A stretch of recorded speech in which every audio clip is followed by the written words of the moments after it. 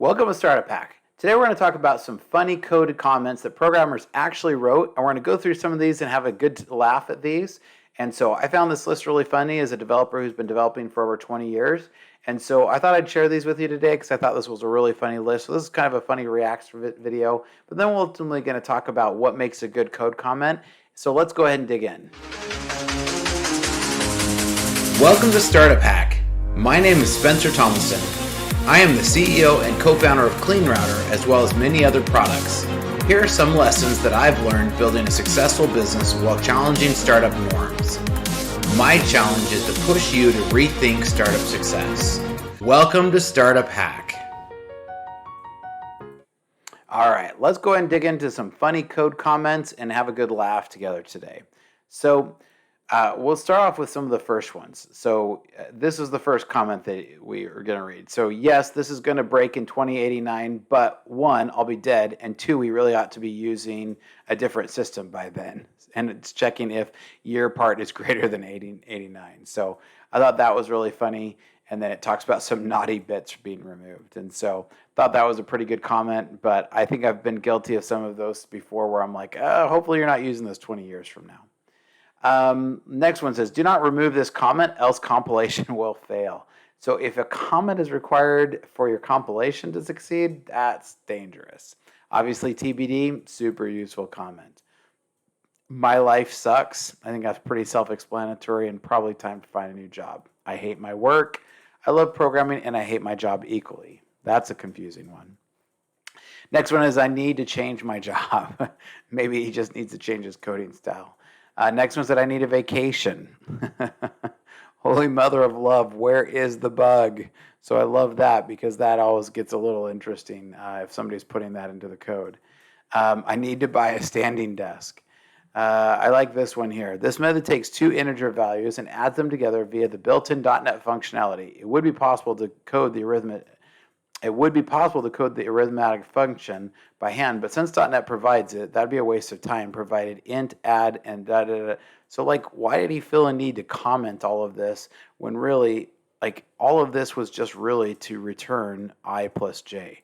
So, sometimes you see that person who's the over-commenter, and that's always a little annoying because it's like, okay, this isn't a job interview. You don't need to comment every single line of code. This one says, the next 5 lines of code will not execute because I have commented them out. That's always super helpful. So the next one is a comment that just actually includes a YouTube video.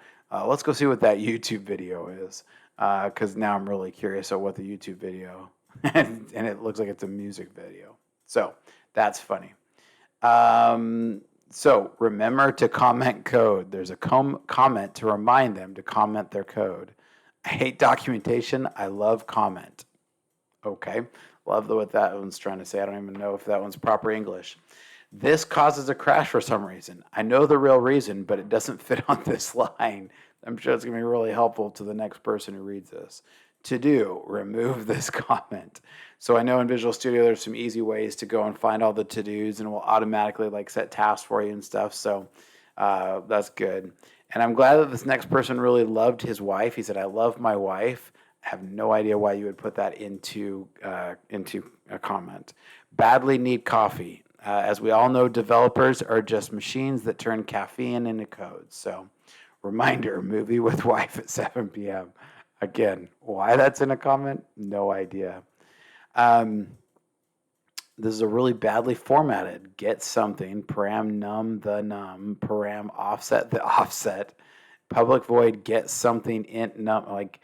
If that's not why you have to actually fill in those comments on the parameters and on the function or the method is beyond me. So, and then, with some system out print line, beware of you, the dragons are coming. This next comment, and this obviously, interesting comment if you're seeing it, a hashtag, it's going to be some kind of Linux comment. Let them send messages to the world.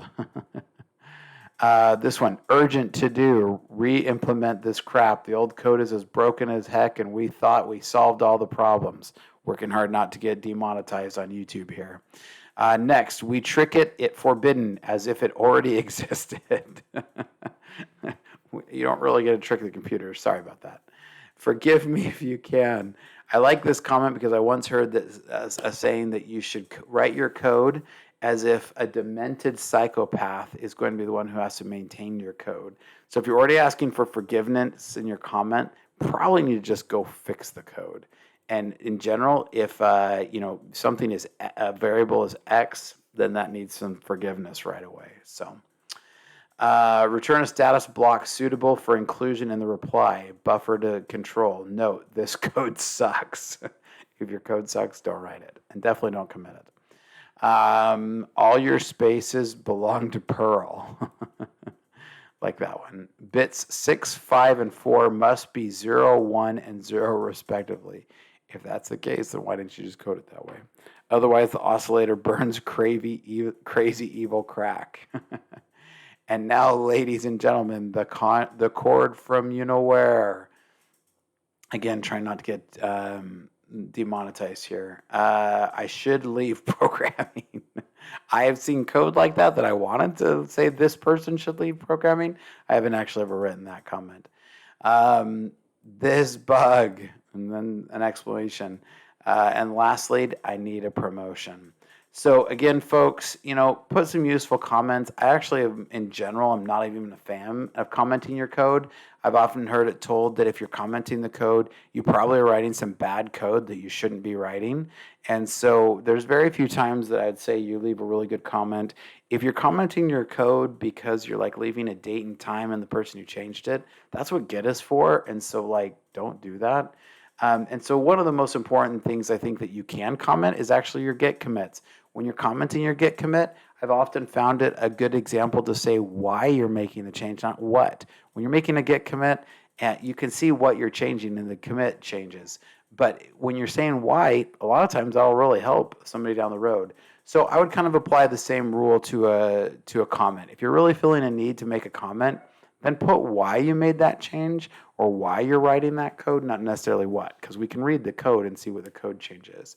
But the danger that you have in a comment is that someone will make a comment and then I've chased down rabbit holes before where you're reading this comment and you're thinking it means this, but really what happened is you go look at the get blame and you find out, oh man, they changed the code and nobody changed the comment. So that's where comments can become really dangerous because a lot of times it'll be commenting to code that doesn't really help you. So now folks, make sure that if you're wanting to get into one of the best careers out there, we offer the exclusive .NET Web Development Bootcamp with a guaranteed one-on-one instruction. Our proven full-stack .NET Core Bootcamp will have you ready for your first job in 14 to 16 weeks. We have a guaranteed one-on-one instruction and technology that companies actually want to hire for.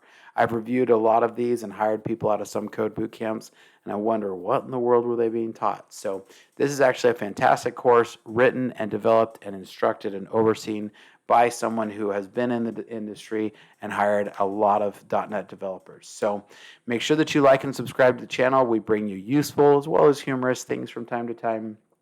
And obviously, if you're ready to dive into the best career that you can get and become a full stack developer, make sure you go and sign up for StartupHakk.